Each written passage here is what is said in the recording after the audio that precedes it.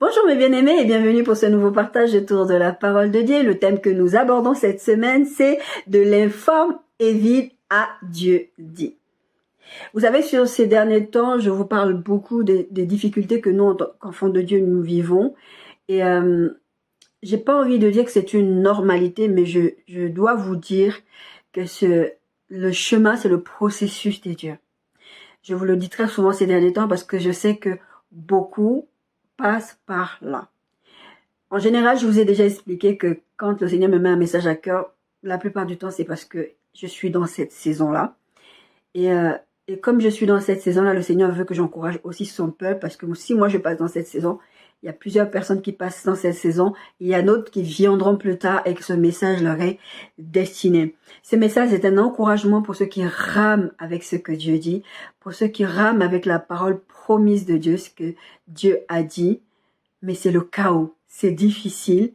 Et on est dans cette continuité-là des encouragements que le Seigneur veut nous faire et nous dire, j'ai promis, je ferai ce que j'ai promis. Il faut juste faire confiance au processus de Dieu. Les Américains, les Anglo-Saxons, les Américains, je ne sais pas trop, ils ont cette phrase qui disent quand tu vois quelque chose qui est un peu chaotique et tu as un objectif derrière, ils disent trust the process. Croyez, faites confiance au processus de Dieu. Beaucoup d'entre vous croyez que vous n'allez pas y arriver parce que vous êtes des enfants de Dieu. C'est trop compliqué. Mais j'ai envie de vous dire ce matin, le Seigneur a deux choses à vous dire ce matin. Un, il veut vous encourager. Deux, il veut vous donner un avertissement quand vous allez être dans la réalisation de la promesse. On en parlera à la fin. Nos deux textes de base sont de Genèse 1, versets 1 à 3 et Ésaïe 53, verset 2. D'accord? J'utilise ces deux versets de base pour que vous compreniez. Faites confiance au processus de Dieu parce que ça commence par quelque chose. Ça commence par quelque chose qui ne ressemble à rien. Ça commence à quelque chose qui n'a pas vraiment d'attirance comme ça. Mais Dieu est dedans. Genèse 1, 1 à 3. Au commencement, Dieu créa les cieux et la terre. La terre était informe et vide. Il y avait des ténèbres à la surface de l'abîme et l'Esprit de Dieu se mouvait au-dessus des eaux. Dieu dit que la lumière soit et la lumière fut. Bon, il y a plein de choses qui vont se passer après tout au long de ce premier chapitre de Genèse, mais j'ai préféré m'arrêter au verset 3. Vous avez bien compris que le titre de notre message est tiré de cette partie de Genèse 1, verset 1 à 3. La terre était informe et vide. Dieu dit. D'accord? Il y a quelque chose qui se passe. Ta vie est chaotique. Ton travail, ça va pas. Tu trouves pas de travail, t'envoies des CV, des CV, des CV, des CV. Ou quand tu trouves un travail, on te met en mode stage, ou on te met en mode quelque chose qui n'est pas très bien rémunéré, quelque chose qui ne correspond pas à tes qualifications, quelque chose qui ne correspond pas à toi. Et là, ce n'est pas une question d'orgueil, c'est une question que on doit te payer selon ce que tu mérites. La Bible dit tout salaire, tout travail mérite un salaire, d'accord? Et vous êtes dans ces situations où on ne vous rémunère pas, on ne vous donne pas ce dont vous avez besoin, on ne vous donne pas des augmentations, vous stagnez pendant des années au même poste, on veut vous garder là.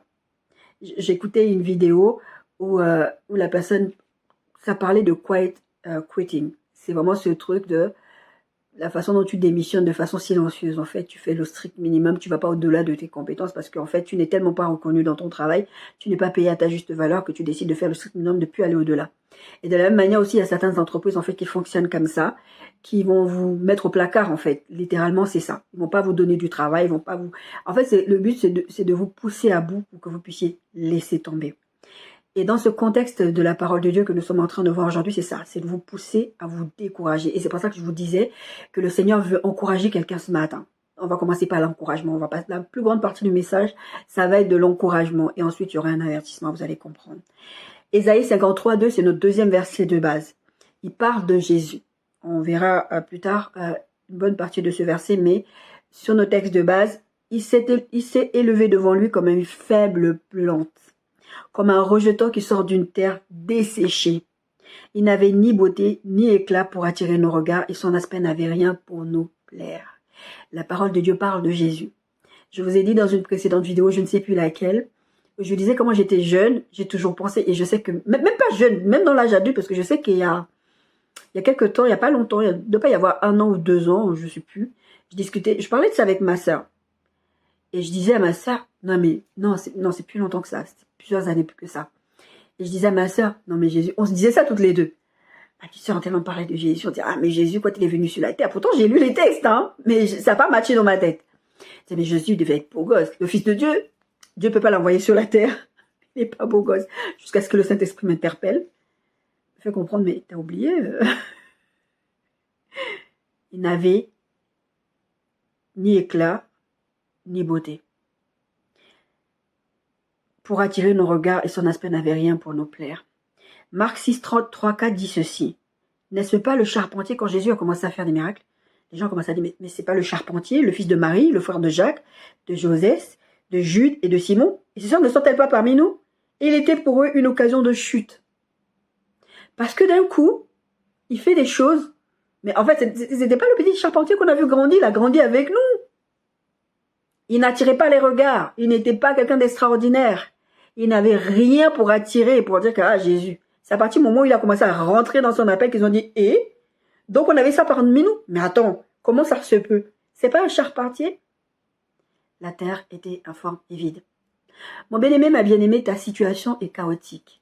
Elle est peut-être informe et vide. Et peut-être ta situation n'a ni éclat ni beauté. Je parle, mettez tout ce qui vous concerne là-dedans. Je parle de travail, je parle de contrat, je parle de famille, je parle de couple. Les situations, des fois, ne sont pas faciles.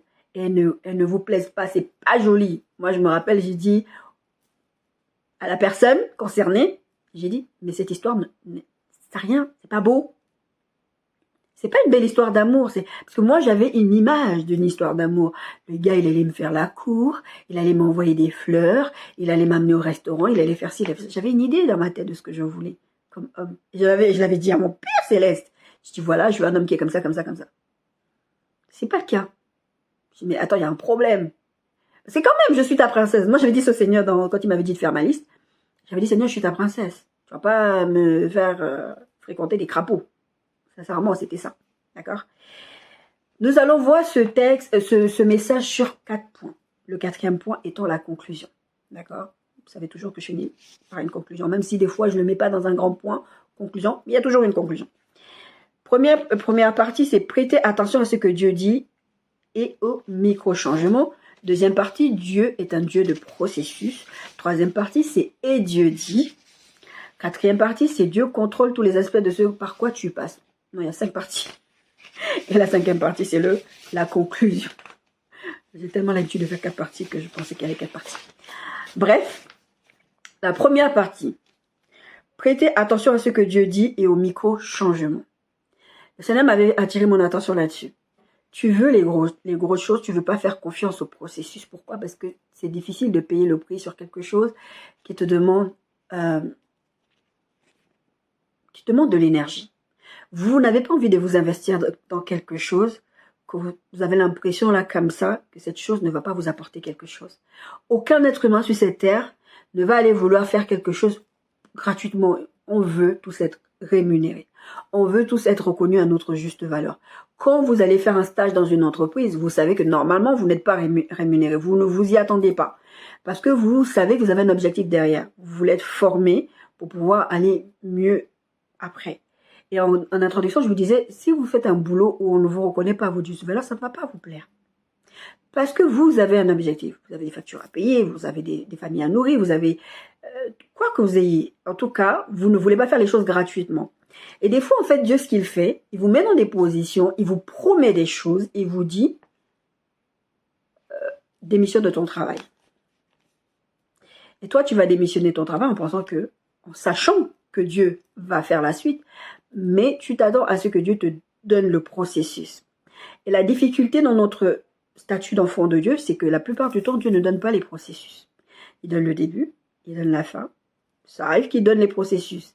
Mais même dans les processus qu'il donne, Dieu ne va pas dans les détails. Du coup, quand quelque chose arrive, un grain de sable vient enrouer la machine, vous avez l'impression que non, Dieu n'est plus dedans parce que là, il y a un truc. Parce que Dieu m'avait dit ça, Dieu m'avait dit ça, Dieu m'avait dit ça.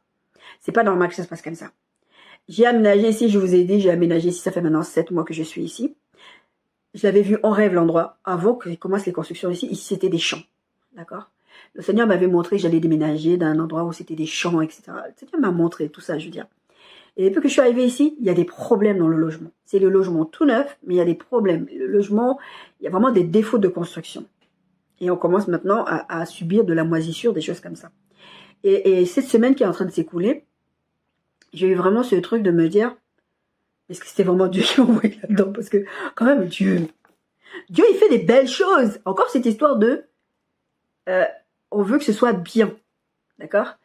Et je dis non, non, je vais demander. Puis en plus, ma santé est en train de prendre un coup. Je vais demander à quitter et tout, parce que c'est pas normal. L'humidité, comme je commence à parler comme ça. Je sais qu'aussi, au moment où je devais aménager ici, il y avait eu une problématique. J'avais commencé à parler avec ma fille. J'avais dit non, on va pas accepter le logement là, parce que non, il y avait quelque chose qui nous avait dérangé. Et ma fille elle disait oui, et puis ça va faire plus loin pour aller prendre le bus et tout ça. Et puis à un moment donné, je l'ai stoppé. J'ai dit non, le Seigneur nous a promis ce logement là. On va pas dire non à ce que Dieu fait, parce qu'on ne sait pas qu'est-ce que ça va donner comme résultat après. Donc on a accepté le logement. Et là, on a accepté le logement, dedans, il y a encore des problèmes. Je dis, mais attends, Seigneur, c'est quoi? Et le Saint-Esprit m'a repris. Et là, je me suis dit, c'est vrai, Nadia, tu n'es pas venue ici de toi-même. Parce que je parlais avec un voisin qui n'est pas chrétien du tout. Il disait, oui, on va prendre tous des avocats, tous, parce que tous, ils sont dans ça. On va prendre des avocats, on va faire ci, on va faire ça. Et en plus, toi, ta santé, parce que les gens voient bien.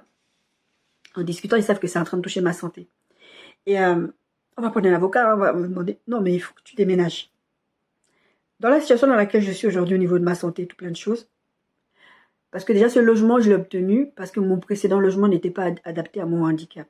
Parce que j'étais au premier étage. C'était juste ça la problématique, c'est que j'étais au premier étage, j'ai un déambulateur, je ne pouvais pas monter comme ça, c'était compliqué.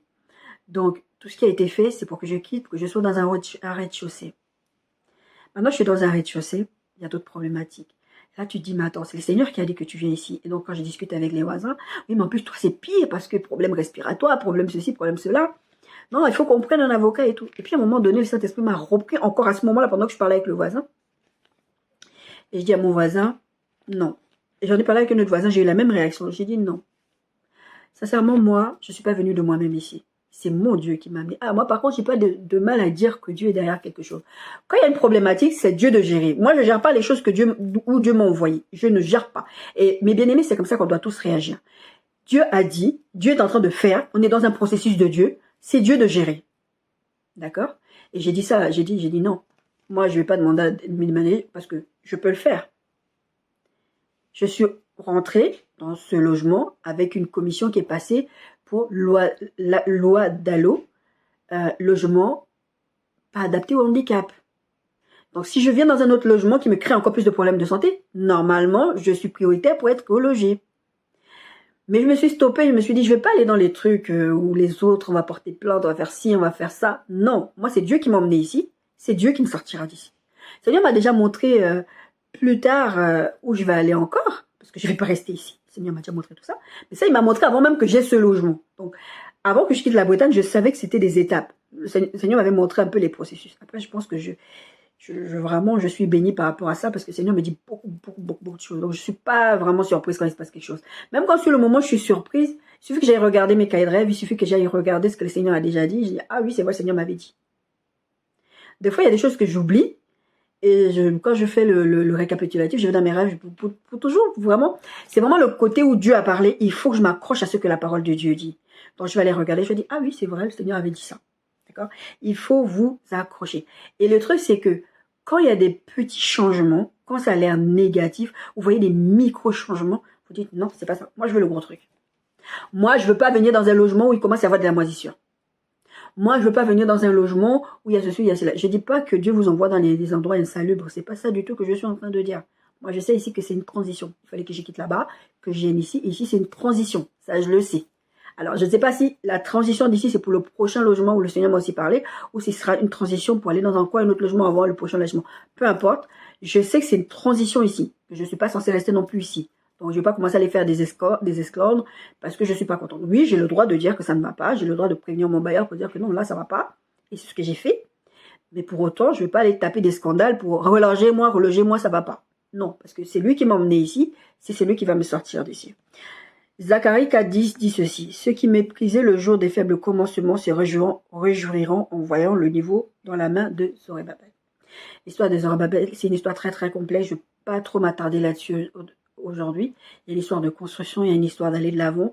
Et à un moment donné, on mettait les bâtons dans les roues pour que ce ne soit pas fait. Il y a une histoire comme ça, c'était dans quel texte, je sais plus. C'était dans... Non, c'était pas dans... C'était pas... Bref, je trouve, je vous mettrai la référence. Mais en tout cas, il y avait une histoire de construction, il y avait Tobija et tout ça là. Il faut que je retrouve la référence. Qui voulait mettre les bateaux dans les roues pour empêcher la construction du temple.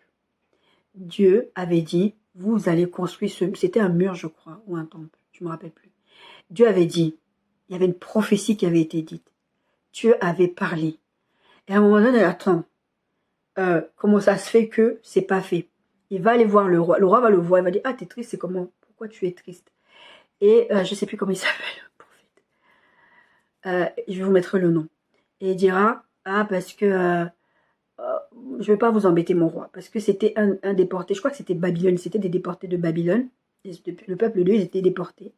Et on les empêchait en fait de faire ce que Dieu avait promis, parce que ce peuple-là, une fois que ils étaient galvanisés par la parole de Dieu, ils faisaient des merveilles, parce qu'ils faisaient vraiment des exploits avec Dieu. Et ça, il fallait toujours les garder comme ça, parce qu'il fallait pas qu'ils prennent, il fallait pas qu'ils soient encouragés. C'est pour ça que je parle d'encouragement ce matin. Il faut pas que vous soyez encouragés, parce que si vous êtes encouragés, vous n'allez pas pouvoir aller dans la direction que Dieu veut. Il faut que vous soyez toujours découragés. Vous doutiez toujours, est-ce que Dieu est derrière ça? Et on leur mettait les bâtons dans les ronds. Et c'est un peu cette même chose-là. Et puis, il y a eu plusieurs choses, je vous prêcherai dessus, un de ces quatre. Et il y a eu plusieurs choses qui se sont passées, ils ne se sont pas découragés. À un moment donné, pendant la construction, ils devaient en même temps construire, en même temps avoir des épées sur eux, parce qu'ils se faisaient à chaque fois attaquer. D'accord? C'était le processus de Dieu. C'est pas eux qui avaient décidé qu'ils devaient faire cette construction, c'était Dieu qui les avait envoyés. Donc, c'était à Dieu de gérer ça. Le jour où j'ai eu ma fille est née avant terme. Il y a eu beaucoup de problèmes de santé. Et à un moment donné, je n'en pouvais plus. J'ai dit, Seigneur, prends sa vie. Le Seigneur a dit, mais j'étais pas... Enfin, c'est pas ton enfant. C'est mon enfant, je te l'ai prêté pour que tu t'en occupes. Je dis, ok. Dans ce cas-là, pourquoi elle est malade? C'était tout le temps, il fallait l'amener chez le kiné, il fallait faire les exercices. Puis on l'a pu, elle était toute petite. Ma fille, c'était une crevette.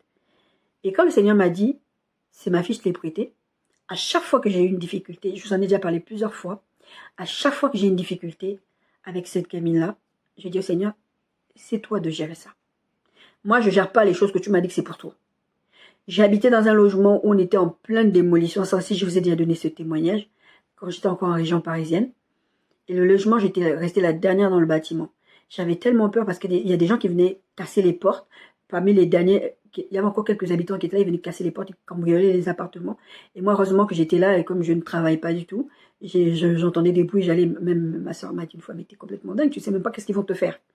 Et donc après, ils repartaient au courant, ils cassaient les caves. Ma cave, elle était vraiment cachée. Dieu a fait qu'une... Ma cave, c'était une des premières, enfin, c'était même la première quand tu descendais dans les caves. C'était ma cave que tu voyais. Ils ne l'ont pas vue. Dieu a fait, elle les a aveuglés. Ils n'ont jamais vu ma cave.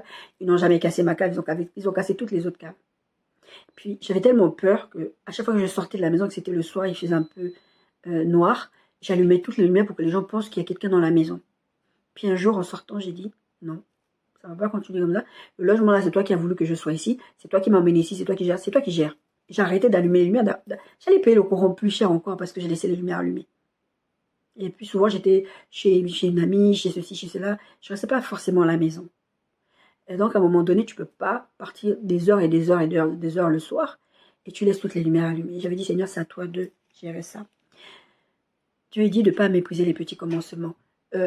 Une des étapes, parce qu'il faut que vous compreniez, en tout cas, il y a plusieurs aspects chez moi, dans ma vie à moi. C'est pour ça que je vais vous donner cet encouragement. Il y a le ministère, il y a ma vie de couple. Au niveau du ministère, le Seigneur m'a donné des étapes. Il m'a dit, au début, je vous dis, j'ai un blog. J'ai commencé par un blog. Mais je n'ai pas le souvenir que le Seigneur m'a dit de faire un blog. C'était un truc, j'ai senti vraiment une conviction intérieurement. Il fallait que je fasse un blog. Parce que, bon, à l'époque, je partageais beaucoup d'exhortations sur Facebook, etc. J'écrivais des trucs déjà. J'écrivais des exhortations, vraiment des encouragements, vraiment pour donner vraiment ce truc au peuple de Dieu, de ne pas lâcher prise. Dieu est là. C'était vraiment déjà ça à la base. Et j'ai créé un blog pour ça. Et puis quand j'ai commencé vraiment à rentrer vraiment en profonde intimité avec le Saint-Esprit, que j'ai commencé à comprendre certaines choses que le Seigneur voulait faire avec moi. Non pas à ce moment-là, j'avais pas conscience du ministère, mais en tout cas, le Seigneur a commencé à m'expliquer certaines choses. Et à partir du moment où j'ai pris conscience au niveau du ministère, il m'a donné des étapes. Tu vas aller, tu vas faire des vidéos. Il m'a donné une phrase spécifique, mais vraiment très très spécifique. Tu vas faire des vidéos, tu vas impacter les gens par les réseaux sociaux, etc. C'était dans un rêve que j'avais vu ça. Je me voyais prêcher. En fait, mon micro était à l'envers. C'était vraiment, je vais vous montrer un peu comment c'était. Ça, c'est mon ancien téléphone. Et vous avez ici le micro en bas. Et dans mon rêve, je tenais mon téléphone comme ça, partie micro comme ça. Et le Seigneur me disait dans mon rêve, tu vas impacter les gens avec les réseaux sociaux à travers ton téléphone. Et c'est ce que j'ai fait. J'ai commencé à faire ça. Et après, il m'a dit, tu vas arriver à un moment donné où je vais libérer un espace beaucoup plus grand, plus grande maison. Il m'a dit exactement c'était quoi. Et là-bas, tu vas commencer à faire les réunions de prière. C'est-à-dire que là, je fais les réseaux sociaux, tout ça. Je sais que c'est un processus. Et dans le rêve où il m'a parlé de ça une fois, non, il m'a parlé des réseaux sociaux dans un autre rêve. Et après, il est venu me parler des réunions de prière dans un autre rêve. Et dans ce rêve-là, il me dira, ne méprise pas les petits commencements. Parce que beaucoup de gens, surtout au niveau du ministère, ont cette tendance à se dire, ah, Dieu m'a appelé au ministère de pasteur, je débarque, je me fais appeler pasteur, je débarque, je me fais appeler prophète, je débarque, je fais ci, j'ouvre une église, je fais ça. Parce que Dieu a dit. Non, Dieu est un Dieu de processus. Il ne faut pas mépriser les petits commencements. J'ai commencé avec non, j'ai même pas commencé avec un blog, j'ai commencé avec des SMS dans les années 2008, 2009, je sais plus. Même bien avant, je le faisais déjà, mais je le faisais pas forcément à tout le monde, je faisais pas. Mais vraiment, à partir de 2008-2009, je faisais des envois de SMS d'encouragement, vraiment sur tout mon listing de mon téléphone. Et ensuite, ça a été le blog, Facebook, et maintenant, là, ce que vous me voyez faire des vidéos, d'accord? Mais c'est un processus. J'ai pas débarqué. Je vous dis très, très souvent, je ne débarque pas comme ça. Je ne suis pas venue, j'ai dit, tiens, si je me mettais sur les réseaux sociaux, tiens, si je faisais, je déteste ça, parce que ça me prend un temps fou à faire, et en plus, il faut que je me prépare pour faire ça, excusez-moi, ça me prend du temps de me maquiller, je déteste me maquiller. Si vous me voyez dans ma vie de tous les jours, je me maquille pas, c'est très rare. Pour moi, il faut des occasions que je me maquille, je me maquille pas, d'accord? Donc là, me maquiller, me coiffer, ça me prend du temps, ça me plaît pas. Et à un moment, j'ai même pas envie de le faire. Mais bon, j'ai obéi à Dieu, d'accord? Je ne débarque pas, je suis le processus de Dieu. Dieu va vous montrer des choses qui sont en train de se passer. Et vous allez voir, il y a des petits changements. Vous allez suivre un fil conducteur. Vous ne débarquez pas. Le Seigneur est en train de te dire, telle relation, voilà, c'est cet homme-là que je te donne. Il y a des femmes qui vont venir là. Ah, il est moche. Ah, il est gros. Ah, il n'a pas d'argent. Ah, il n'a pas de voiture. Mais Dieu te dit que c'est lui. Et vous allez répondre à Dieu, mais Dieu m'a donné des yeux. Dieu m'a donné ceci. Donc moi aussi, j'ai le droit de dire non. Dieu, il sait ce qui est bon pour toi. La Bible dit dans ce texte de Zacharie de ne pas mépriser les petits commencements. Et dans ce deuxième rêve de réunion de prière, le Seigneur me disait, ne méprise pas les petits commencements. Pas que je m'étais plaint, il m'avait juste dit de ne pas le faire. Parce que probablement que j'allais me plaindre par rapport à ça, dire, ouais, c'est long, ça fait longtemps que je prie. Moi, je vous parle des années 2008, mais ça a commencé bien avant. D'accord? À un moment donné, tu te dis, mais ça bouge pas. Même dans les vidéos, quand je regarde le nombre de vues que je fais, des fois je suis là, je dis, Seigneur, si c'est pas vraiment toi qui m'avais envoyé, moi j'allais arrêter depuis longtemps. Parce que ça me prend énormément de temps pour le nombre de vues que j'ai, ça sert à rien. Je dis ça à Dieu. Le Seigneur me dit, est-ce que tu fais ça pour les vues ou tu fais ça parce que je t'ai dit de le faire? Bref. Et au niveau de ma vie personnelle, c'est justement là où le Seigneur m'avait dit de prêter attention à ce que Dieu dit et au micro-changement.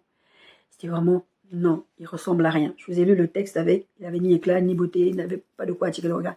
La personne que le Seigneur me dit que c'est lui, je dis à Dieu, je dis, tu ne m'aimes pas. En vrai, tu ne m'aimes pas. C'est quoi ça? Ça ressemble à rien, c'est pas beau, comme je vous ai dit tout à l'heure. D'accord? Et le Seigneur vous demande ce matin de prêter attention au micro-changement. Vous n'arrivez pas dans une situation où vous ne savez pas que Dieu est en train de vous envoyer là-dedans. Prêtez attention aux choses qui évoluent. Mais pas qui évoluent, genre, ah, je veux 2 millions d'euros, j'ai 2 millions d'euros. Non. Tu peux vouloir 2 millions d'euros, le Seigneur te donne 200 euros et te dit, va investir ça dans telle chose, dans telle chose, dans telle chose, va faire de l'agriculture, va faire ça. Et comme ça que tu vas obtenir peut-être ton 2 millions d'euros. Toi, tu vas dire, non, attends, j'ai demandé 2 millions d'euros parce que toi, tu veux cash 2 millions d'euros. Le Seigneur quelle que soit la raison, le sujet sur lequel le Seigneur est en train de t'enseigner, prête attention au micro-changement. Des fois, il y a des choses qui se passent Mais ça ne veut pas dire que Dieu n'est pas derrière ça.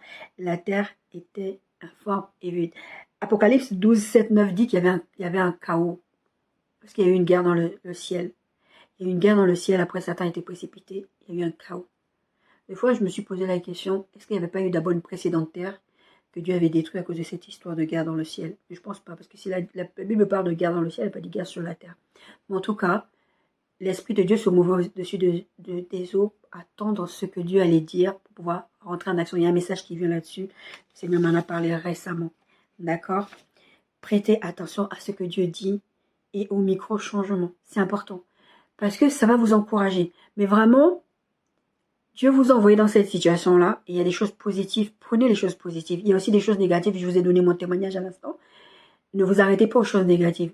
Prenez les petites choses qui sont positives et accrochez-vous à ça. Sachez que Dieu est dans un processus et il est en train de régler les situations. Deuxième partie, Dieu est un Dieu de processus. Comme je vous l'ai dit à l'instant, c'est très très rare en fait que Dieu vienne vous dire « Je vais te donner 2 millions d'euros ». Il va te donner 2 millions d'euros. Dieu commence toujours par du petit à petit. Dieu est un investisseur et Dieu est un semeur. Il veut que vous plantiez des semences. Et les semences, ça commence quand ça bourgeonne, ça commence petit à petit, ça bourgeonne.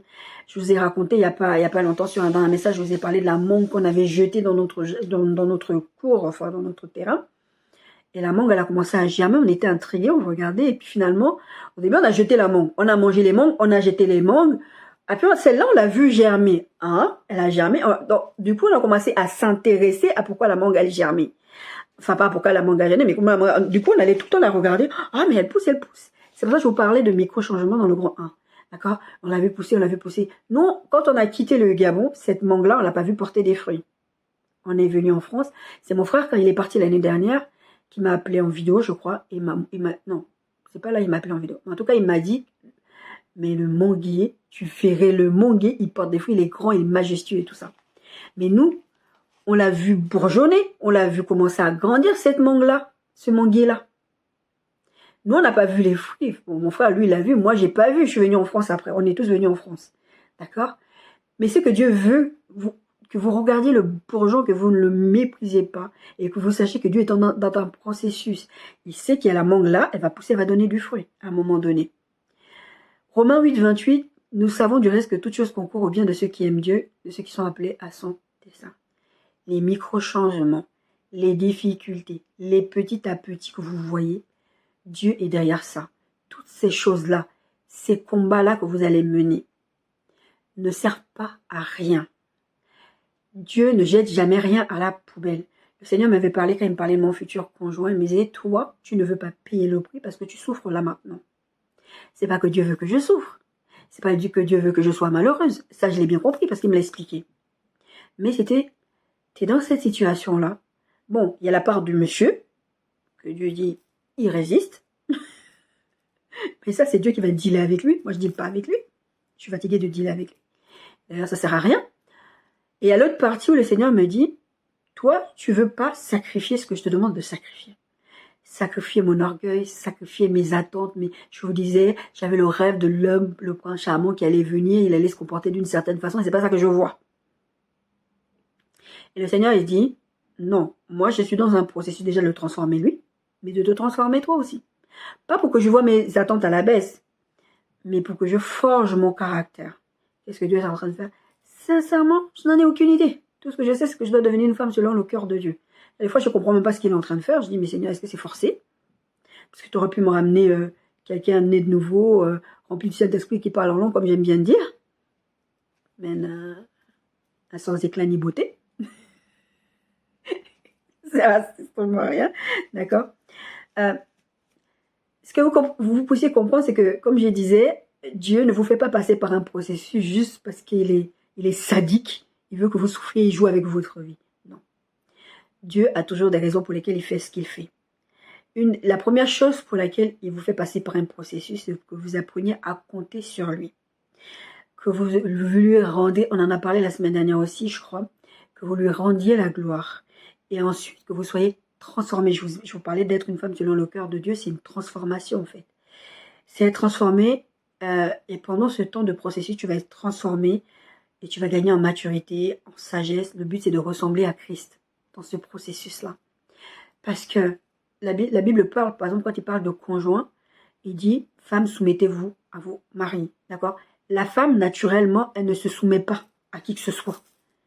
Si la Bible dit, femmes, soumettez-vous à vos maris, c'est parce que la femme, naturellement, ne se soumet pas. Quand vous voyez certains avertissements, certains textes, certains trucs, essayez de comprendre le contexte pourquoi Dieu dit ça. Marie, aimez vos femmes. Comme Christ a aimé l'Église. C'est parce que, naturellement, c'est pas facile pour l'homme d'aimer la femme. C'est pour ça que vous avez souvent ces gens qui vous disent cet adage qui dit que l'homme doit aimer plus la femme que la femme aime l'homme. Parce que quand l'homme aime la femme plus que la femme l'aime lui, il va déplacer des montagnes pour la femme. Mais quand une femme aime plus qu'un homme, on est dans la malédiction un peu de Ève. Tes pensées se dirigeront vers ton époux et il dominera sur toi. Et il va vous faire n'importe quoi. Mais vous êtes dans un processus pour ressembler à ce que Dieu veut que vous soyez. Vous soyez soumise, une femme soumise. Une femme soumise, ce n'est pas d'être écrasée, d'être malheureux. C'est pas ça qu'on est en train de dire. Par là, peut-être, quand on parlera de la soumission selon le cœur de Dieu, mais vous êtes en train d'être transformé. Si vous êtes quelqu'un qui avait la grande bouche, on vous donne un travail, et vous avez toujours la grande bouche, vous avez toujours raison, vous aimez toujours montrer que vous avez de la personnalité, Dieu va vous humilier. Parce que, encore une fois, il faut que vous soyez transformé à l'image de son Fils, pour que vous ne fassiez pas n'importe quoi. Parce que quand il va vous donner le poste de responsable, le poste du roi, premier ministre d'Égypte, comme il a fait avec Joseph, il est passé par la prison, Joseph. Et Joseph, après, il est passé à la prison pour rien, il n'avait rien fait. Mais il fallait qu'il le forme. Le roi David, on en parlera un tout petit peu, le roi David n'est pas devenu roi du jour au lendemain. Le moment où il a été un roi, et le moment où il est passé finalement à être roi, ça a mis des années. Formation, processus de Dieu. Pourtant, ses frères, son père était là quand Samuel l'a ou un roi. D'accord? Il était ou un roi. Moi, le Seigneur m'a dit, t'es pasteur, t'es prophète, t'es ceci. Il m'a pas dit, tu vas devenir, il m'a dit, tu es ça. Parce que c'est quelque chose qui vient avec toi. Le ministère, encore une fois, ministère don, c'est quelque chose qui vient avec toi. Les dons spirituels, c'est quelque chose que tu demandes au Saint-Esprit, qu'il te donne, tu veux demander le discernement, toutes ces choses-là. C'est que des choses que tu peux demander. Mais tu peux pas demander à Dieu de devenir pasteur. Non. Tu es pasteur avant même que tu viennes sur cette terre, tu es pasteur. C'est en toi. Et il y a tellement des choses en toi, ce à quoi tu es appelé à vivre dans ta vie, Dieu l'a déjà mis en toi, il t'a mis des capacités. Donc de façon naturelle, tu as l'impression, les gens me disaient des trucs, ah mais naturellement tu es comme ça, tu es comme ça. Donc finalement, j'ai compris que ce n'était pas naturellement. C'est ce que Dieu a mis en moi. Donc j'ai facilement le cœur de berger, le cœur de ceci, le cœur de ça. Pourquoi? Parce que le Seigneur m'appelle à être ça. Donc Dieu est un Dieu de processus. Notre but, c'est d'être transformé. Et le processus, le peuple dans le désert, c'est ça que Dieu voulait faire avec eux. Mais ils passaient leur temps à se plaindre. Dieu ne faisait que les faire se massacrer. Après, ils les envoyaient en déportation. Parce qu'ils n'écoutaient pas. Ils ne voulaient pas accepter le processus de Dieu. Et sincèrement, vous allez souffrir gratuitement quand vous n'acceptez pas le processus de Dieu. Parce que vous voulez tout de suite. Vous voulez une femme faite à l'image de Dieu, un homme fait à l'image de Dieu, et Dieu vous dit, faites attention, mais changements, comme on l'a vu en premier lieu, pour vous encourager. Non, vous dites que non, nous, on ne veut pas ça, c'est trop compliqué.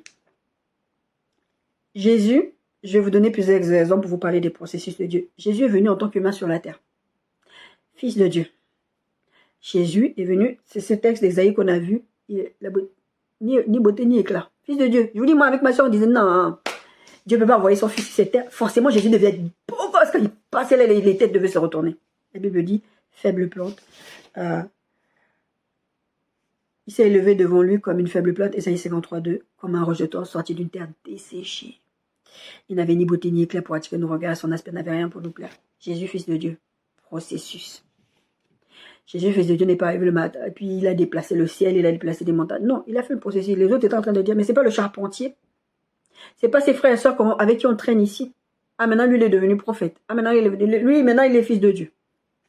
Ils se moquaient jusqu'au bout, jusqu'à la croix, ils se moqueront de lui. Tu es le fils de Dieu, là. Maintenant, montre que tu es le fils de Dieu. Fils de Dieu, venu directement sur la terre en tant qu'humain. Il s'est dépouillé de sa divinité. Il a fonctionné en tant qu'humain pour nous montrer à nous que c'est possible. Jésus est né dans une étable. Jésus n'est pas né dans un palais. Jésus n'est pas né au sein d'une famille ultra connue. Pourtant, on sait que Jésus est de la descendance du roi David. Pourquoi Dieu ne l'a pas fait naître de David? D'accord? Dieu ne l'a pas fait naître du roi David. Dieu a laissé des générations et des générations passer Le gars, il n'est pas né dans un palais. David, si vous regardez l'histoire du roi David, justement, Psaume 51, 1,5 et 1 Samuel 17,30 parlent du fait que, en fait, cet enfant est né dans une relation extra-conjugale. C'est-à-dire que son père Isaïe était déjà marié et il a eu cet enfant avec une autre femme. C'est pour ça que dans le Psaume 51, 1,5, il dit « Je suis né dans l'iniquité ». Il est né hors mariage. Mais c'est lui que Dieu a choisi. Et 1 Samuel 17,30, c'est l'histoire de Goliath. En fait, quand son père lui dit « Va ramener à manger à tes frères » parce que son père ne considérait que ses frères. C'était tous des guerriers. Et d'ailleurs, quand Samuel est allé oindre David, le père, en fait, il ne considérait tellement pas David que Samuel a fait ça. Et même Samuel lui-même, le prophète Samuel lui-même, il vient, il voit, oh là là, c'est forcément que c'est un de ceux-là, parce qu'ils ont des guerriers, ils ont des têtes de ceux, ils ont des têtes de ceux-là. Et puis Dieu dit non, c'est pas celui-là. Et c'est dans cette partie-là que Dieu dira, moi je regarde pas au cœur, je regarde pas aux apparences, je regarde au cœur. Parce que les apparences disaient que c'était eux. Et puis Dieu dit non, moi je suis pas comme vous. Je suis pas dans ça, moi c'est pas eux que j'ai choisi. Et non seulement Dieu choisit David, mais Dieu ne fait pas accéder à David au trône tout de suite. Et David ne fait pas la bagarre. La Bible ne parle pas que David fait la bagarre à ses parents, à ses frères et soeurs. Il continue à les paître ses brebis. Il n'a pas dit, oh moi, ma roi, maintenant vous allez me laver les pieds. Non, il était dans un processus. Il savait que, voilà, je vous prends souvent cet exemple de David avec comment ça s'appelle, avec Absalom, son fils, quand il a pris le trône. Il dit, mais il a usurpé ton trône. Il a dit, moi, c'est Dieu qui m'a positionné dans ce trône-là. Le trône, c'est pas moi qui l'ai cherché, c'est Dieu. Si c'est Dieu qui a permis à Absalom de prendre le trône, que Dieu lui donne le trône. Mais si c'est pas Dieu, voilà, Dieu règle. C'est ce qu'il faut faire. Si Dieu est derrière ça, il faut accepter les processus de Dieu. Des fois, les processus de Dieu sont difficiles. Samuel 17,30, le frère va lui dire, mais qu'est-ce que tu fais sur le champ de bataille?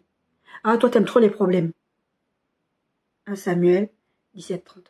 Il dit, mais est-ce que je te parle? Parce qu'il est en train de demander, qu'est-ce qu'on va donner à celui qui va battre Goliath? Le frère, il a commencé à parler. D'accord. L'histoire de Ruth. Vous regardez partout sur les réseaux sociaux, etc. Vous allez voir couple goals, Ruth et Boaz. Moi, je veux mon Boaz. Moi, mon Boaz. Regardez l'histoire de Ruth et de Boaz. Vous croyez que Ruth est sortie d'une bonne famille? Ruth est sortie et arrivée là-bas. Ruth, c'était la belle-fille de Naomi. Naomi avait 2 filles, je crois.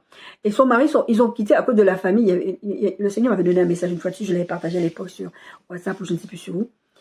Et ils ont quitté un endroit parce que la situation était difficile. Et ils sont partis dans un autre endroit, mais Dieu ne leur avait pas envoyé. Dieu ne les avait pas dit de quitter l'endroit parce qu'il y avait la famine. Ils sont partis d'eux-mêmes parce qu'ils cherchaient une meilleure vie. Arrivé là-bas, il y a eu encore plus de problèmes. Le mari est mort, les 2 enfants sont morts. Et les 2 garçons qui sont morts, ils avaient des épouses. L'autre, c'était Ruth. Et l'autre, c'était Naomi, c'était la femme, la belle-mère. J'ai oublié le nom de la deuxième fille. On parle tellement plus d'elle après ça parce que elle est partie, elle a continué à vivre sa vie. Naomi, la belle-mère, elle a dit à ses belles-filles, elle a dit, écoutez, mes filles sont mortes. Moi, je vais retourner là-bas. Donc là où il y avait eu la famine. Je retourne dans mon pays parce qu'au final, j'ai quitté là-bas, ça servait à rien. Elle était vraiment malheureuse. Et elle dit, bon, je vous laisse, vraiment, je vous libère, quoi. Moi, je peux rien faire pour vous. Ruth s'est attachée à Naomi. Elle a dit, non, moi, je vais te suivre. Ton Dieu sera mon Dieu. Ton peuple sera mon peuple.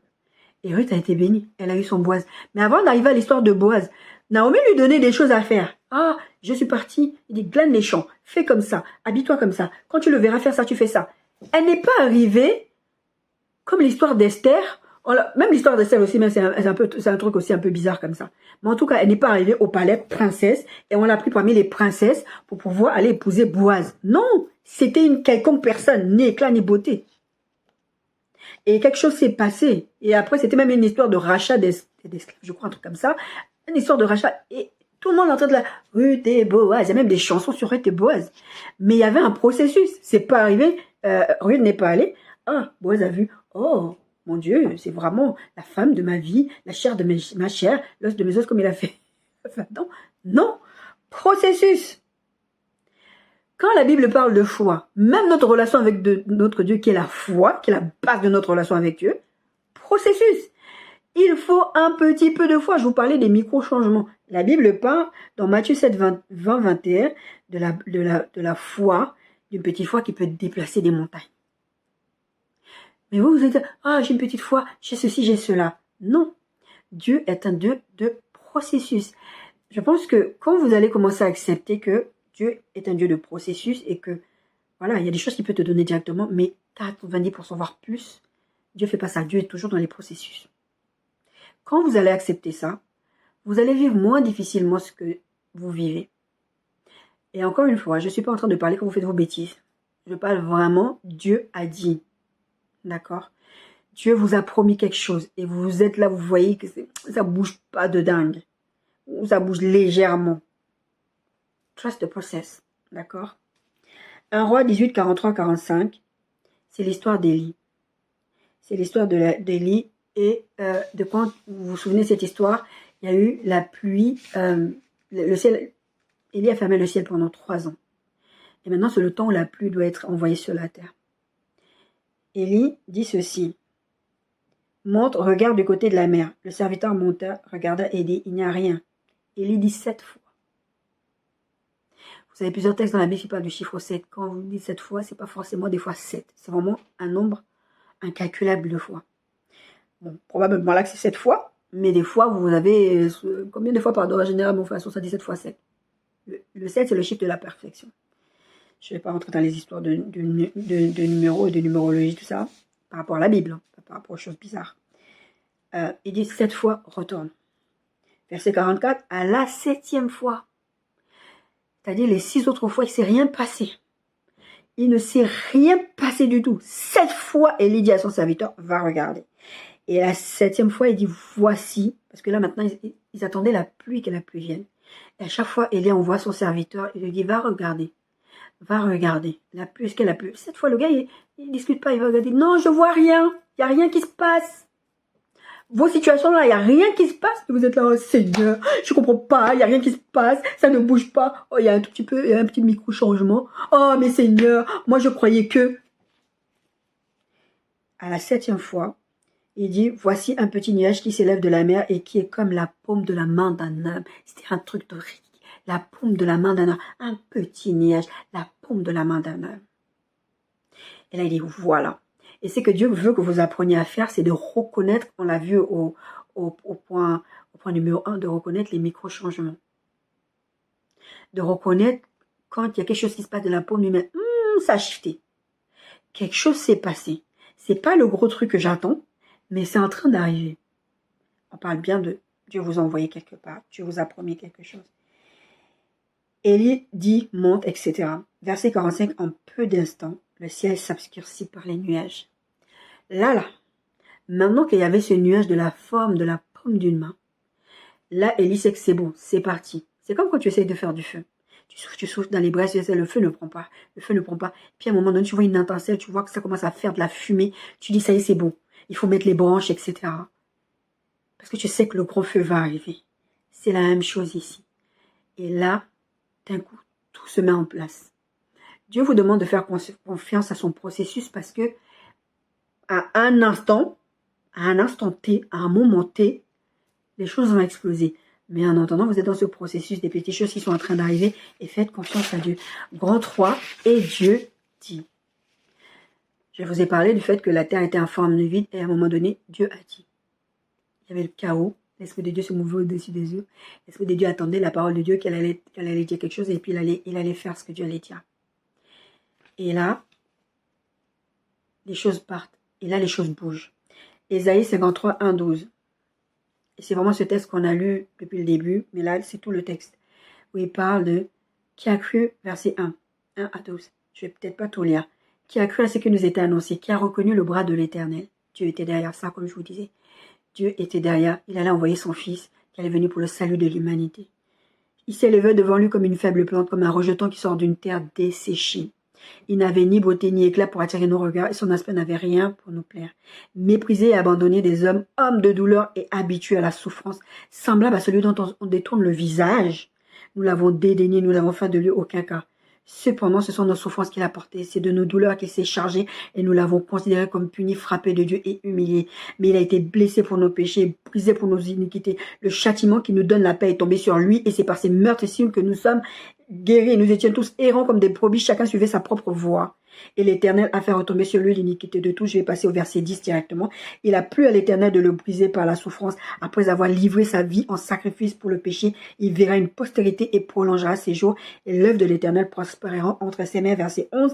À cause du travail de son âme, il rassasiera ses regards, c'est-à-dire les regards de Dieu. Par sa connaissance, mon serviteur juste justifiera beaucoup d'hommes et il se chargera de leurs iniquités. Jésus, humilié, souffrance, sacrifice. Même dans votre vie de consécration, pour arriver avec les résultats de Dieu, vous êtes dans un processus. Je vous parlais la dernière fois, quand je vous parlais d'exercer les dons spirituels, c'était ça aussi. Vous devez vous exercer, c'est un processus. Ça ne vient pas comme ça.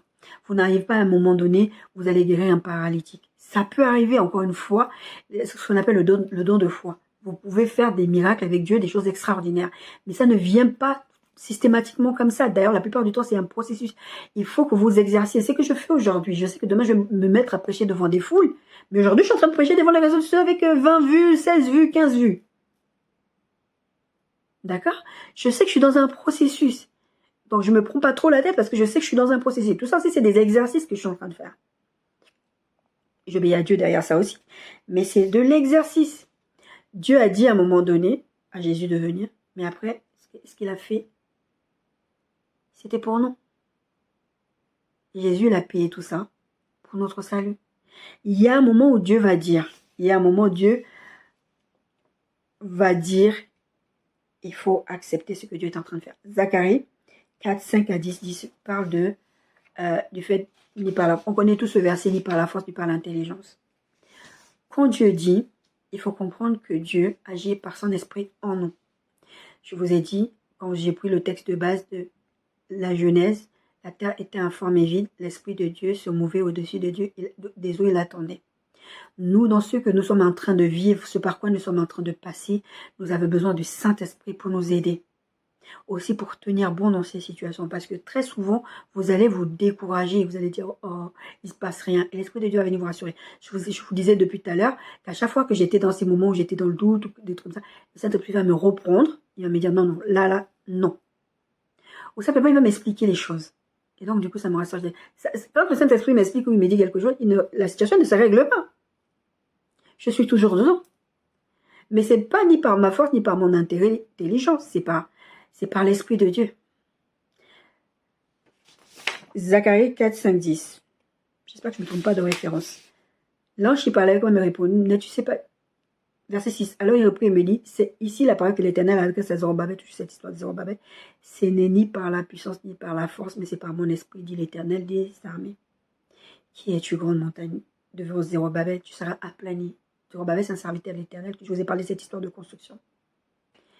Dieu, là, quand vous êtes dans vos situations que vous êtes en train de vivre, Dieu dit, qui es-tu? Montagne devant mon serviteur, mettez votre nom. Tu seras aplani. Il n'a pas dit, tu es aplani. Quand on a lu le texte d'Ésaïe, il disait, par ses maîtres cieux, nous sommes guéris. Là, il dit, tu seras. Ça veut dire que ce n'est pas encore fait. Mais la montagne, elle sera aplanie. Ta situation va, à un moment donné, ça va se stopper. Les choses vont être comme Dieu a dit. Mais là, tu es dans un processus. Verset 9, les mains de Zorobabel ont fondé cette maison et ses mains l'achèveront, et tu sauras que l'armée des Éternels m'a envoyé vers vous. Verset 10, car ceux qui méprisaient le jour des faibles commencements, c'est celui qu'on a vu tout à l'heure, se réjouiront en voyant les niveaux de la main de Zorobabel. C'est-à-dire que là, maintenant, tout le monde va comprendre car c'est qu'on est en train de se moquer. C'est ce qui s'est passé avec Jésus. Tout le monde se moquait de lui, humilié, abandonné, etc. Même les apôtres, les disciples, ils ont fui. Mais il a assouvi les regards de Dieu. Il est allé au bout de sa mission. Bon, la mission de Jésus, c'était de mourir sur la croix pour le salut de l'humanité. Mais il l'a fait. Mais tout le monde se moquait de lui. Ah, c'est pas celui-là qui faisait ci. Ah, le petit Jésus. Mais c'était le charpentier. Ne méprisez pas quand Dieu parle. Dieu ne dit pas n'importe quoi. C'était une prophétie d'Ésaïe. Dieu avait dit, il va venir, il va être traité comme ça. Ni éclat, ni beauté, il n'est pas né dans un palais comme je vous l'ai dit. Mais c'était le plan de Dieu. D'accord? Tu seras aplani par la main de mon serviteur Zorobabel. Comme j'ai dit, mettez votre nom. Tu seras aplani, grande montagne, devant la main de ma servante Nadia. Mettez votre nom. Vous savez que vous êtes dans ce processus-là. Faites confiance à Dieu. Grand 4, Dieu contrôle tous les aspects de ce par quoi tu passes. Des fois, vous avez l'impression, j'avais prêché ça il y a beaucoup d'années en arrière, je disais, des fois, vous avez l'impression de vous noyer. Et vous croyez que Dieu va se noyer avec vous. Pierre a fui. Il s'est dit que, bon, voilà, il a fui. Donc Dieu aussi a fui. Mon fils, on l'a attrapé, on va le clouer à la croix. Vous êtes en train de vous noyer, mais il est disciple dans la barque. Mais on va mourir, tu vois pas, on va mourir. Jésus est dans la barque, je vous en ai parlé récemment. Et vous croyez que Jésus va vous laisser vous noyer? Vous croyez que ce que vous êtes en train de vivre, Jésus va laisser faire ça indéfiniment et que ça ne va pas se calmer un moment? Dieu, il contrôle tout ça. Dieu est au contrôle. Le processus de Dieu, c'est de comprendre aussi que Dieu contrôle tout ça. Même si vous avez ce moment, oh, il y a de la moisissure, je ne comprends pas, ça fait 7 mois que je suis là, le logement vient d'être, ils ont terminé la construction. Ils n'avaient même pas vraiment fini. Quand on est arrivé ici, il y avait encore les abords qu'ils étaient encore en train de faire. Ils n'avaient vraiment pas fini. Mais je disais à une voisine récemment, il y a quelques mois déjà, je disais à une voisine, le Seigneur m'a montré ce que ça va devenir cet endroit. Des routes, des fleurs, plein de belles choses. Je ne sais pas si je serai encore ici quand ça va être fait, mais le Seigneur m'a montré ce que ça va devenir. Je crois au processus de Dieu, j'ai confiance au processus de Dieu. Parce que je sais que Dieu, il a le contrôle de tout ça. Moi, je suis là, je panique, je vois la tempête, je vois le vent qui se lève, je suis en train de paniquer. Mais Dieu me dit, mais ne panique pas. Et c'est pour ça que même dans mes moments où je suis découragée, même dans mes moments où je suis, où c'est compliqué, je reviens toujours à ce que Dieu a dit. On a vu dans le grand 3, Dieu dit. C'est ça qui vous aide à aller de l'avant. C'est ça quand la situation devient difficile, quand le conjoint ça ne va pas, quand le mariage ça ne va pas, quand le contrat ça ne va pas. Le jour où mon frère m'a posé la question, il m'a dit, mais toi, avec ton histoire de vouloir te marier avec quelqu'un, tu crois que les chrétiens sont mieux que qui? Je lui ai dit, c'est pas que les chrétiens sont mieux, mais moi je vais épouser quelqu'un qui va marcher selon l'esprit de Dieu. Ça veut dire quoi? Ça veut dire le jour où j'ai un problème avec mon mari, je vais pas prendre d'abord un avocat. Je vais voir la personne qui me l'a envoyé comme mari. Je vais dire à Dieu, ça là, c'est quoi ça? Mon réflexe, c'est pas d'aller régler les problèmes de manière humaine. Comme j'ai dit par rapport à mes voisins, mon réflexe, ce n'est pas d'aller prendre un avocat pour dire que ouais, j'ai des problèmes respiratoires, j'ai des problèmes qui sont créés, mais vraiment j'ai des gros problèmes qui sont créés au niveau de ma santé à cause de cette histoire. Et sur le coup, j'ai dit, oh, mais Seigneur, est-ce que c'est vraiment toi qui m'as envoyé? Vraiment l'histoire du serpent dans le désert, dans le jardin d'Éden. Est-ce que Dieu a vraiment dit que... C'est vraiment ça que Satan fait. Parce que du coup, ça se passe pas bien. Toi, tu as l'impression que Dieu est perdu dans la faille. Il dit, oh, mais je savais pas quand j'allais l'envoyer dans ce logement qu'il allait avoir tout ça. Que genre, Dieu découvre avec vous, quoi. C'est pochette surprise. Dieu sait ce qu'il est en train de faire. Il a dit quelque chose. Faites confiance à son processus. Il contrôle tout ça.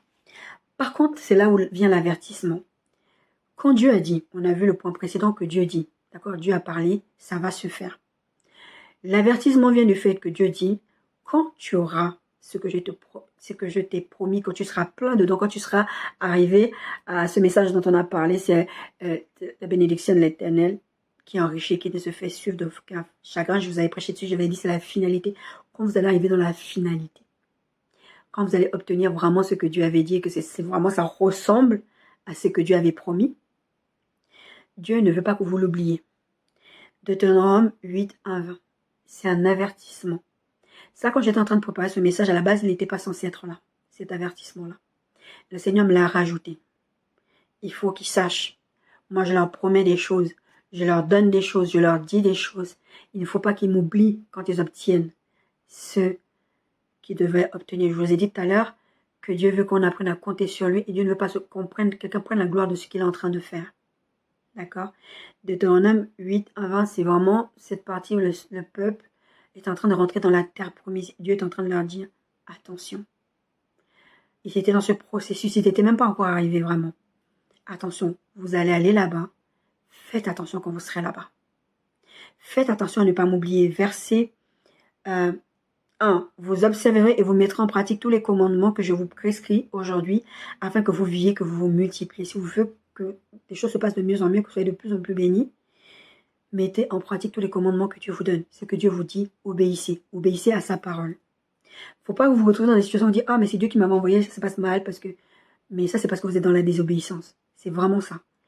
Ne soyez pas dans la désobéissance. Soyez dans le processus de Dieu. Parce que vous savez, quand vous êtes dans le processus de Dieu, que ce Dieu a parlé, ça va toujours s'arranger. Pourquoi? Parce que Dieu va toujours arranger les choses. C'est ce qu'il est en train de faire. Et que vous entrez en possession du pays que l'Éternel a juré de donner à vos pères. Vous observerez, je reprends verset 1, vous observerez et vous mettrez en pratique tous les commandements que je vous prescris aujourd'hui afin que vous viviez, que vous multipliez, que vous entriez en possession du pays que l'Éternel a juré de donner à vos pères. Verset 2, souviens-toi de tout le chemin que ton Dieu t'a fait faire pendant ces 40 années dans le désert afin de t'humilier, de t'éprouver, pour savoir quelles étaient les dispositions de ton cœur si tu garderas ou non ces commandements. Le processus de Dieu, c'est aussi ça. C'est de vous humilier, de vous éprouver, afin de voir ce qui est vraiment à l'intérieur de vous. Est-ce que vous suivez Dieu pour les intérêts? Parce qu'il y en a qui lâchent en cours de route. La Bible dit, s'il est possible, même pour les élus, ils vont tomber. Parce que, en fait, les gens veulent, parce qu'ils caressent leurs oreilles. Quand ça vous caresse les oreilles, ça vous fait du bien, vous allez rater les bénédictions de Dieu. D'accord? Il dit de se souvenir par le processus par lequel vous êtes en train de passer. Parce que quand vous arrivez aux portes de la bénédiction, aux portes du pays de lait, où coule le lait et le miel, vous vous en rendez compte que c'est la fin, que vous êtes en train de rentrer en possession de votre promesse, d'accord? Et Dieu dit, n'oublie pas le processus que tu as fait. N'oublie pas comment ça a duré et pourquoi ça a duré. N'oublie pas que ce que j'ai fait là, pendant ce processus-là, c'était pour toi. C'est pour ton bien. C'était pour que tu sortes quelque chose de bon de toi. C'était pour que tu apprennes à compter sur moi. Que tu puisses avoir confiance que je t'ai fait passer par ça aussi pour que tu ne rentres pas dans le pays le pays où coule le miel avec une mauvaise mentalité, avec la mentalité des Égyptiens. C'était ça le but de Dieu. Verset 3, il t'a humilié, t'a fait souffrir de la faim. Il t'a nourri de la manne que tu ne connaissais pas. C'est-à-dire que Dieu trouve des solutions extraordinaires pour régler tes problèmes dans le processus dans lequel tu es, afin de t'apprendre que l'homme ne vit pas seulement de pain, mais qu'il vit de tout ce qui sort de la bouche de l'Éternel. Dieu veut que tu comptes sur lui, on l'a dit. Dieu veut que tu apprennes à compter sur lui. C'est pour ça qu'il te fait passer par ce processus, pour que tu saches que, si j'ai besoin, je ne veux pas aller demander de l'aide de quelqu'un, je veux demander à Dieu. C'est Dieu qui va ouvrir les portes. D'accord? C'est Dieu qui le fait. Dieu se souvient toujours de ses promesses. Il n'a pas oublié, il n'est pas sénile. Genre, il est là comme quelqu'un qui est démon. J'ai un moment de lucidité. Il est trop vieux, Dieu. Il a un moment de lucidité. Donc maintenant, il dit ça. Il s'est rappelé. J'avais fait une promesse. Tiens, je retombe encore dans ma démence. Tant pis, il se débrouille. Non. Reconnais en ton cœur, verset 5, que l'Éternel, ton Dieu, te châtie comme un homme châtie son enfant. Dans le processus, Dieu peut te châtier. Et c'est ce qu'il faisait avec ce peuple-là. Il va te corriger. Si tu es en train de prendre la mauvaise route, si tu es en train de vouloir dévier, parce que tu te dis c'est trop difficile, parce que tu te dis, ça dure dans le temps, cette affaire. 6 ans, je suis dans cette problématique de relation. Ça dure. Moi, j'attends la parole de Dieu, ce que Dieu dit.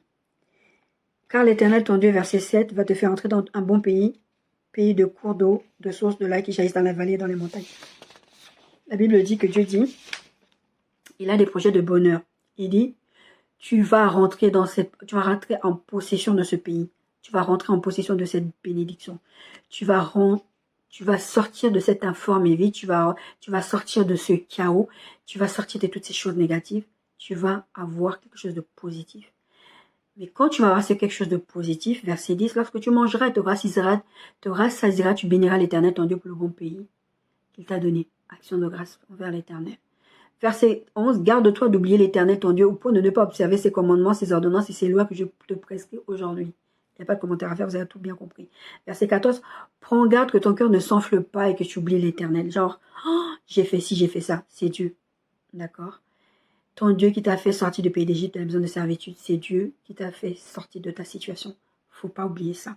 Verset 16, et qui t'a fait manger dans le désert la manne inconnue à tes pères afin de t'humilier, de t'éprouver pour te faire ensuite du bien. Pour te faire ensuite du bien. Dieu a des projets de bonheur. Le but de Dieu, c'est pas que tu souffres pour souffrir. Il a un objectif derrière et il faut accepter que Dieu est dans cet objectif-là. C'est un processus, encore une fois. Garde-toi, verset 17, de dire en ton cœur, ma force et la puissance de ma main m'ont acquis, c'est richesse. Dieu les a fait sortir d'Égypte. Il leur dit, quand vous allez arriver là-bas, parce qu'on a tendance à être comme ça, les êtres humains. Et Dieu, il n'aime pas ça. Et je vous en ai déjà parlé plusieurs fois ces derniers temps. Dieu, il n'aime pas qu'on s'attribue la gloire de ce que lui fait. Parce que lui, ça le fâche beaucoup. D'accord. Souviens-toi de l'Éternel, ton Dieu, car c'est lui qui te donnera la force pour les acquérir afin de confirmer comme il a fait aujourd'hui son alliance et à jurer à tes pères. tu as fait une alliance avec toi. Il t'a promis quelque chose. Quel que soit ce qu'il t'a promis. Il t'a promis. Dieu est en train de faire aussi, que pendant ce processus, que tu t'attaches vraiment à lui. Que tu t'attaches vraiment à lui, que tu apprennes à dire, voici que Dieu. Moi, c'est ce que je fais quand les gens autour de moi, c'est pas des chrétiens, les gens avec qui je parle tous les jours. Je n'ai pas honte de parler de Dieu. Parce que hier, je crois que c'était hier ou avant-hier, je me suis assise, je me suis allongée dans mon lit, j'étais là, je dis, mais toi là, les gens, ils connaissent pas Dieu, tout est tout en train de leur dire Dieu ceci, Dieu cela. Pourquoi je vais avoir honte? Parce que c'est vrai, je vais pas aller gérer les problèmes à la manière de l'humain. La Bible dit malheur à celui qui se confie dans l'homme. C'est pas l'humain qui m'a emmené ici. Même si on a l'impression que c'est l'humain et que c'est l'humain qui a ouvert les portes, qu'ils ont fait une commission et j'ai eu une attribution de logement. Dieu était derrière. Je reconnais la main de Dieu derrière les choses. C'est ça être un être spirituel aussi, un homme spirituel. C'est reconnaître la main de Dieu, reconnaître l'œuvre de Dieu et avoir, être reconnaissant que Dieu ait mis la main dans les affaires là. C'est lui qui t'emmène là. Moi, il y a des problèmes dans le processus dans lequel je suis. Mais c'est hey, Seigneur, tu gères ce type-là. Moi, je veux pas le gérer. Hey, Seigneur, l'argent, moi, je suis venu en Bretagne. Bon, j'avoue, le Seigneur m'avait prévenu que j'allais avoir des difficultés financières. Mais quand les difficultés financières sont arrivées, j'ai dit, mais Seigneur, c'est pas qui m'a amené ici. Moi, je peux pas rester là, je meurs de faim, il y a ceci, il y a cela. Tu gères. Moi, je gère pas. Comment Dieu a ouvert les portes avec un à gauche, un à droite, c'est lui qui a fait. Moi, perso, j'avais aucune solution. Je n'avais aucune solution. D'accord? Dieu sait ce qu'il fait et sait comment ça va finir. Jean 6, verset 6 dit ceci. Il disait cela pour l'éprouver car il savait ce qu'il avait fait. L'histoire de Jean 6, c'est l'histoire des pains et des poissons. Vous savez? Ils arrivent. Il faut donner à manger aux gens. Mais il n'y a pas à manger, il y a trop de gens, il y a plus de je ne sais plus combien de milliers de personnes, sans compter les femmes et les enfants, comme ils aiment bénir la parole de Dieu. Ils vont manger comment? Mais c'était, je sais pas si c'était l'apôtre, quel disciple qui disait, mais on va faire comme ça, même si on sort 200 deniers, je crois il a dit. En tout cas, j'ai fait des recherches là-dessus et c'était le salaire de, je ne sais plus combien de temps, de plus de presque un an, un truc comme ça. Il dit, même si on avait ce montant-là, on n'aurait pas assez pour acheter pour à manger pour tout le monde. Alors qu'il avait déjà fait un précédent miracle de pain et de poisson. J'ai dit, regarde, mais t'as rien compris encore tout. Vous avez encore rien compris. Et la Bible dit qu'arrivé à un moment, il dit, verset 5 dit ceci, ayant levé les yeux au ciel et voyant qu'une foule venait à lui, Jésus dit à Philippe, oui c'est Philippe, où achèterons-nous des pains pour que ces gens aient à manger? Jésus, il dit ça à Philippe. Jésus, le pourvoyeur, il va dire à Philippe, on va faire comment pour leur donner à manger? Mais qu'est-ce qu'il raconte, lui? On va faire comment? Comment ça, on va faire comment? Et la Bible dit, verset 6, il disait cela pour l'éprouver car il savait ce qu'il allait faire. Jésus sait ce qu'il va faire, mais il dit à Philippe, on va faire comment pour les nourrir? Des fois, Dieu vous met devant des situations comme ça. Tu vas faire comment? Et toi, tu as l'impression que, c'est pour ça que je vous disais à l'instant, vous, dans vos situations, vous avez l'impression que Dieu va se noyer avec vous, que la tempête va tomber dans la barque, tout va s'écrouler. Mais Jésus, il est en train de vous éprouver. Et bien, il sait ce qu'il va faire. Jésus savait qu'il allait faire ce miracle de pain et des poissons. Mais il dit à Philippe, on va faire comment pour les nourrir? Et Philippe, c'est là qu'il va parler, il va dire, on a que ça, même avec l'argent là qu'on peut essayer de réunir, il n'y aura pas assez pour donner à manger à tout le monde. Mais Jésus, il est en mode, mais attends, lui, il n'a pas compris qu'il m'a déjà vu faire un miracle, mais il croit que c'est une question d'argent ou quoi? Il me prend pour qui? Pour paraphraser, c'est ça. D'accord? Il disait cela pour l'éprouver. Jésus disait cela pour l'éprouver. Parce que Jésus pose la question, où achèterons-nous de pain pour que ces gens aient à manger? Et Jésus, il dit ça pour éprouver Philippe. Est-ce que tu as foi en moi? Est-ce que tu as déjà vu, je vous ai lu cette histoire de Deutéronome, où il dit, n'oubliez pas ce que Dieu a déjà fait dans le processus. D'accord? Pendant tout le temps que vous avez déjà vécu tout ce passage-là, n'oubliez pas ce que j'ai déjà fait. Et Jésus dit à Philippe, pour l'éprouver, c'est vraiment pour le tester, pour dire, est-ce qu'il va se souvenir que j'ai déjà fait un miracle? Et n'oubliez pas que le premier miracle de Jésus, c'est l'eau qui se transforme en vin, c'est le mariage, c'est les noces de Canaan. Donc Jésus avait déjà commencé à montrer. Donc moi, je vous ai déjà transformé de l'eau en vin. J'ai déjà donné les pains de poisson. J'ai déjà guéri des paralytiques et des ceci et des cela. Mais toi, tu vas comme dire, mais comment on va faire? Mais Seigneur, il n'y a que tant d'argent. Jean 6, 6. Jésus disait cela pour l'éprouver. Donc dans vos situations-là, Jésus, il vous teste. Mais il sait déjà ce qu'il va faire. Il n'est pas pris de court, je vous ai dit à l'instant, et tout à l'heure, Dieu n'est pas pris de court par vos situations. C'est pas comme si Jean il découvre, oh zut alors, qu'est-ce que je vais pouvoir faire dans cette situation? Il connaît déjà la fin. Il sait comment il va faire.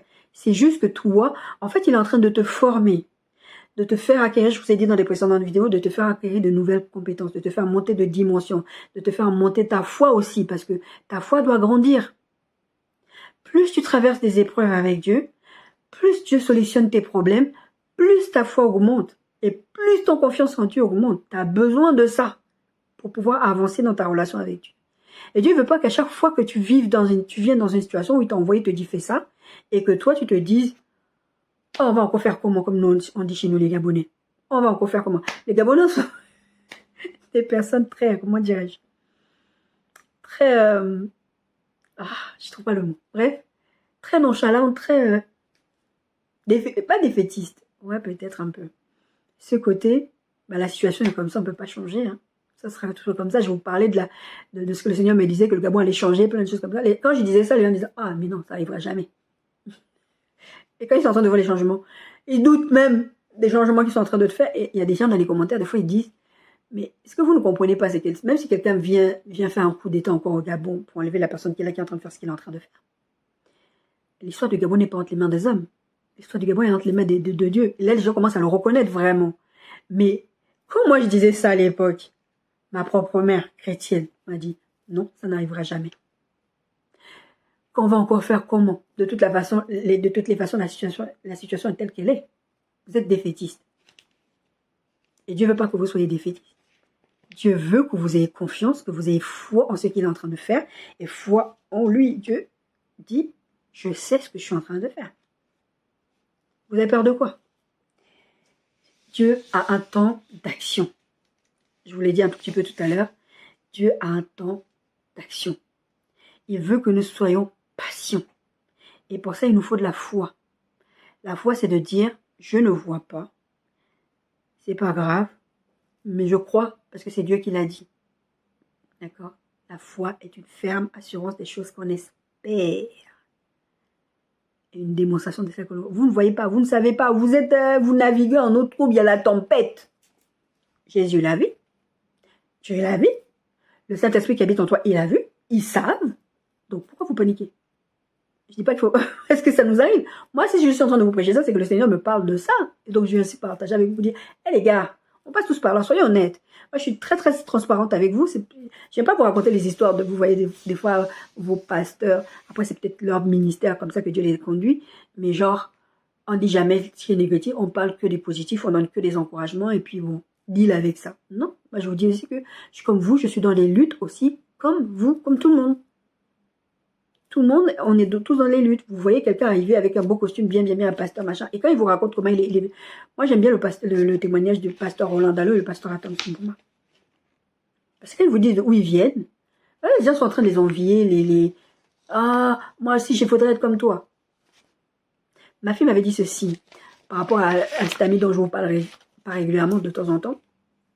Il dit, mais maman, cette personne, elle est en train de t'envier parce qu'elle voit quelque chose que tu es en train de faire, quelque chose que tu es en train de devenir.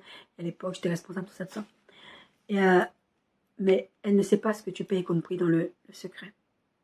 Les gens veulent ce que tu as, mais ils ne payent pas le prix. Je vous en parlais un peu tout à l'heure. Le processus que vous êtes en train de vivre, c'est un prix que vous êtes en train de payer. Le Seigneur m'avait dit, tu veux un homme qui arrive dans ta vie, qui est parfait. Et moi, je suis le créateur. Le Seigneur me parlait de la marque... de Vuitton, tout ça, il disait, toi tu veux un sac de luxe, mais tu sais pourquoi ça coûte cher un sac de luxe? Parce qu'il y a un créateur, tu payes le prix par rapport au créateur de la marque, tu payes les matières premières qui sont des matières nobles, tu payes les mains d'œuvre, et c'est ça que je suis en train de faire pour préparer l'homme que je suis en train de préparer pour toi. Mais tu veux pas de lui parce que un forme est vide, ni éclat ni beauté. Et tu ne veux pas payer ce prix-là. Et tu préfères aller prendre quelque chose de cheap. Et c'est comme ça que nous sommes avec Dieu. On ne veut pas être patient, parce que le processus, des fois, ça prend du temps. Des fois, le processus, ça amène des souffrances. Jésus est passé par la souffrance. Ça ne veut pas dire qu'on va forcément passer par de la souffrance, mais je vous assure, les processus de Dieu ne sont jamais drôles. C'est beaucoup de souffrance, des fois. D'accord? On a vu tout à l'heure, quand on a parlé de 1 Roi 18, vous savez cette histoire de le nuage de la forme de la pomme d'une main. Il y a un verset que j'ai surligné, en peu d'instants, le ciel s'obscurcit par les nuages, le vent s'établit et il y eut une forte pluie. Parce que le but, c'était que la pluie tombe. Dieu a un temps d'action. 7 fois, il a envoyé ce serviteur aller regarder. Et en un instant, quand ça a été le moment, il a dit, ah, voilà, la pluie va arriver. Je vous avais prêché sur la pluie va tomber. D'accord? 2 Pierre 3,8 dit ceci. Mais il est une chose bien aimée que vous ne devez pas ignorer. C'est que devant le Seigneur, un jour est comme 1000 ans et 1000 ans sont comme un jour. Le problème, c'est quand vous êtes dans les processus de Dieu, vous avez l'impression que c'est trop long. Une fois, j'ai vécu je ne sais plus trop quoi et c'était très très compliqué. Et moi, je bénis le Seigneur vraiment pour ma fille. Ma fille, vous savez, il y a un verset qui est attaché à sa vie. Je vous ai déjà partagé ce témoignage-là. C'est là où le péché a abondé, la grâce a surabondé. Ma fille, c'est le verset qui est attaché à sa vie. Cette Camille, c'est une bénédiction sur pied. Et des fois, moi-même, je me dis, mais est-ce qu'elle croit encore à Dieu ou des choses comme ça? Mais des fois, elle vient comme ça. Elle se balance un truc. Et tu dis, ouais, c'est la fille de son papa. Et je vivais ce truc et j'étais au bord de... Enfin, c'était un truc financier. J'avais une échéance et c'était compliqué. Mais parce que le Seigneur avait vraiment fait comprendre que fais confiance, ça va aller, je sais pas quoi, par rapport au temps. Je dis, mais Seigneur aussi, j'ai besoin, ça s'arrange pas. Et ma fille a dit, mais tu sais très bien que le temps de Dieu n'est pas notre temps. Parce que des fois, Dieu, il vient te dire, souvent, ça arrivait, moi, dans les rêves, par exemple, Dieu me prévient, telle situation, tu vas vivre ça bientôt. Et des fois, même le matin, je me réveille, il y a un sentiment d'urgence. Tu as l'impression que là, tout de suite, ça va se passer. Et puis, tu vois que c'est des années qui passent, ça s'est pas passé. Et ça finit par se passer. Tu dis, oh, mais pourquoi tu m'as donné ce sentiment d'urgence? Parce que le temps de Dieu n'est pas notre temps. Il y a une ligne de temps dans laquelle nous sommes, et Dieu n'est pas dans cette ligne de temps.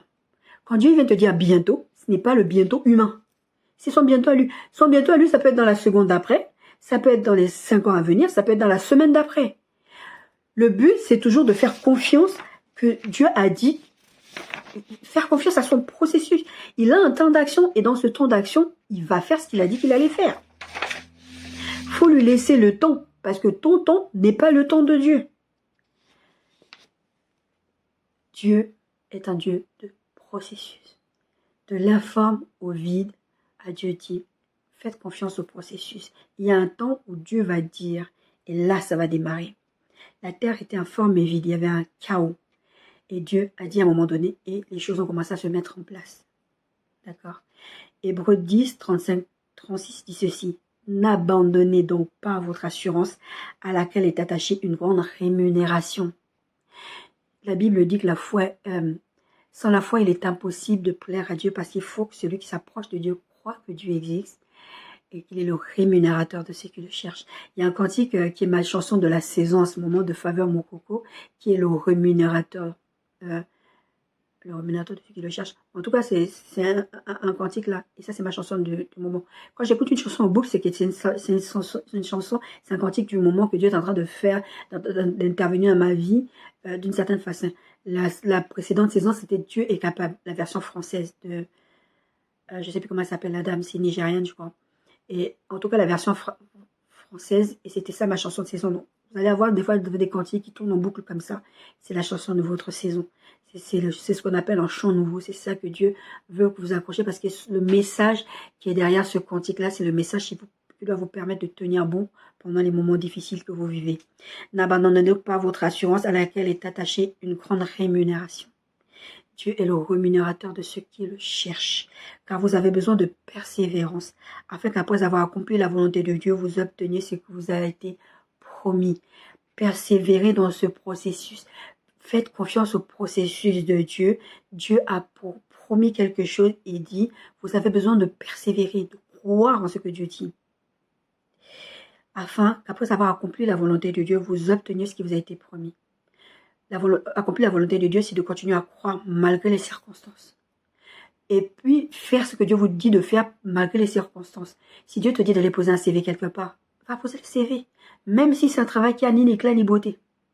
Si Dieu te dit c'est l'homme là ou c'est la femme là que je te donne. Ah, elle n'a pas en forme de bouteille de champagne. Moi, ce genre de femme, ce genre de corps, quand même, Dieu m'a donné des yeux. Parce que si je me marie avec cette femme-là, Seigneur, tu vois, je vais la tromper parce que tu vois, elle n'est pas de mon type. S'il vous plaît, les gens. Dieu n'est pas stupide. Dieu sait ce qui est bon pour vous. D'accord? N'insultez pas l'intelligence de Dieu, soit dit en passant. Des fois, ça m'arrive, je suis détruite, je dis, ah, tu es vraiment super intelligent. Je vis des trucs, je vois des trucs. Même des fois, je vois juste la nature, je dis, oh, tu es vraiment super intelligent. C'est le truc qui me vient souvent en lingala, c'est Zambeza Mayele. Cette fois, c'est marrant, elle me vient souvent en lingala.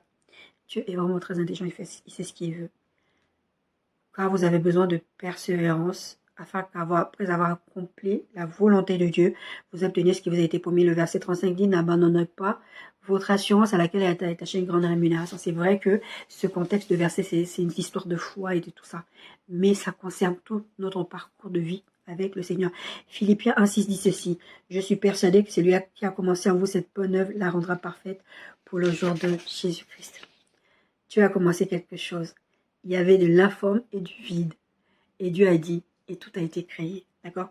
C'est que Dieu a commencé, il va l'achever. Parce que c'est sa nature. Dieu n'est pas le Dieu des situations inachevées. Dieu aime que les choses soient accomplies. C'est pour ça quand Jésus est allé à la croix, il a vécu toutes ces difficultés, il est arrivé, il a fait les miracles, il a fait son ministère. Et à la fin, il a dit, tout est accompli. Et bien aimés, faites confiance au processus de Dieu. Ça y est, béni.